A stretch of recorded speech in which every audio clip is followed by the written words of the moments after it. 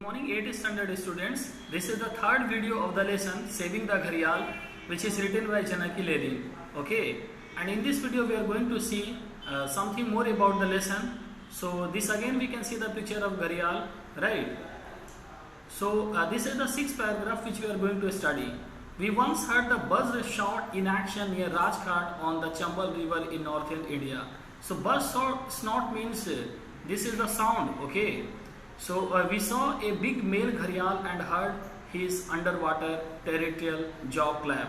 So what happened actually, that the writer's husband was near the Chambal river, and there he saw big male gharial, and he was able to listen the voice of the jaw clap.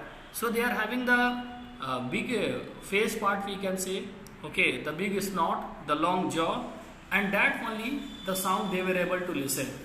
And this is the gharial only from the crocodile family, which used to make this type of sound to make their presence in the water, that they are present.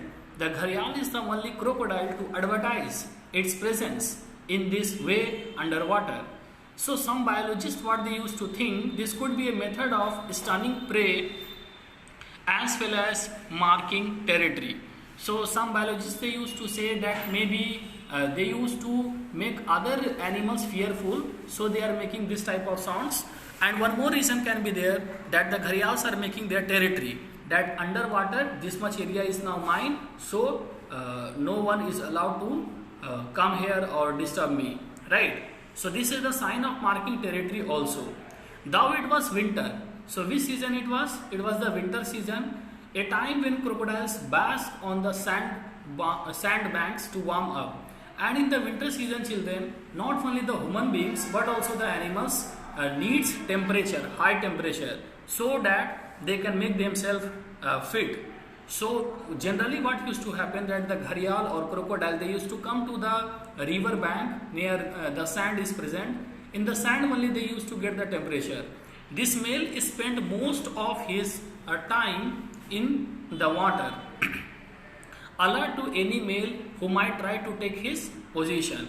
And maximum time what used to happen, that the male gharial used to be present in the water only, and they used to just guard their territory. They used to warn other crocodiles or gharial not to take their position in the water, right? So how interesting the life is, and how hard the life is. So the life of the animals is not easy, children. It is also very difficult. Then the second paragraph we can see, fight between male gharial involves terrific display of prowess. Prowess means so many skills they are using to fight with, right? So the fight between male gharial used to happen there for territory, okay, that which area under the water belongs to whom. The territory holder surges forward. So first what used to happen, how the fight used to start, it is very interesting, that the crocodile or gharial who is having the territory under their control, first they used to go and churning the water into froth with tail, and they used to move the water with the help of the tail. If the other gharial is not frightened away, and if the gharial is not becoming fearful, the two males then fight. So first giving a warning that this is my area, you move from this area. So how? Making the flow of the water with the help of the tail. But if the other gharial is not becoming frightened, then two male gharial, they used to fight. And when they used to fight, what used to happen, that the clash of their snout, jaw part, used to sound like the swords in the air. Their cylinder snorts clash like swords in the air. Though they seems too fragile for such violent action. Means they are looking very weak for this type of actions, but then also they are fighting very violently. Indeed, you can often hear the crack of a tooth.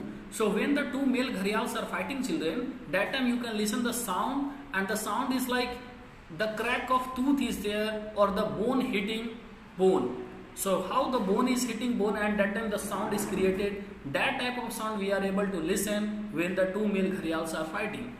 So eventually one gharial will prevail, so one will be safe, and other will retreat. So other will become very injured, okay, and finally he will accept his defeat and he will leave that particular place, area. So what we can conclude from here? We can conclude from here that the male gharials are responsible for protecting their territory, right? And they don't allow other gharial or crocodile to enter into their area under the water. And now we can see the 8th paragraph, children. After the males completes this stage, means the male are protecting the area and fighting with other gharial, then the females are there who go to the war. So first the males gharial are fighting, and after that female gharial used to fight. But the female gharials are fighting for what? Female gharials are fighting, battling over the best nest sites. What is the meaning of best nest site? Best nest site means where the female gharial can lay the eggs and the eggs can be protected. Okay, eggs can be protected from the other dangerous animals, or the best nest means there all the possible temperature and condition is good, okay, for the survival of the eggs. Once the fight are over, the mother gharial make a nest hole. So where the nest holes are made? So nest holes are made in the sandbank, and then the gharial used to be in the water, and from there only the gharial used to see that the eggs are protected or not.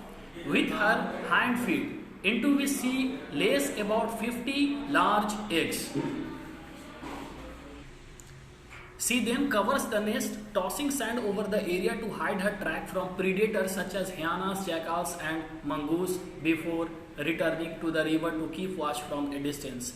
So what the female gharials are doing? Giving the 50 large eggs of the gharial and then covering it with the help of the sand, so that the other animals like hyenas, jackal and mongoose, those who are always in the search of the eggs of gharial and crocodile, they should not get the idea where the eggs are. And going in the water then and looking after the eggs, that the eggs are there safe or not. So we can see that the gharials are the examples of the good parent, and they are protecting the egg, they are protecting their children, right? Now children, we can discuss the word meaning of this lesson. So what is the meaning of territorial jaw clap? Bringing the jaws together with a loud snap to scare other male gharial, done to show that the male gharial is in control of a certain area. So this we have discussed in the book also, story, and here also we are discussing that what is the meaning of territorial jaw clap. This clap is made to explain that this territory belongs to me. Stunning prey, hitting the animal you are hunting hard on the head, making it unconscious. So hitting that much hard that the animal is becoming completely unconscious. Marking territory, showing that a portion of land belongs to you. That is called marking territory. Pros, great skill at doing something. Surge forward, moves forward with great power and speed. Fragile, easily broken or damaged, or we can say weak also. Prevail, win over an opponent after some effort. Captive breeding, when animals produce young while they are living in a place from which they are not allowed to leave. This ensures that the young survive into adulthood. So captive breeding is done to increase the population of that animal or species who has become endangered. Okay, very less in population. And again we can see this picture, students. Here we can see one gharial is there and catching the fish in the mouth.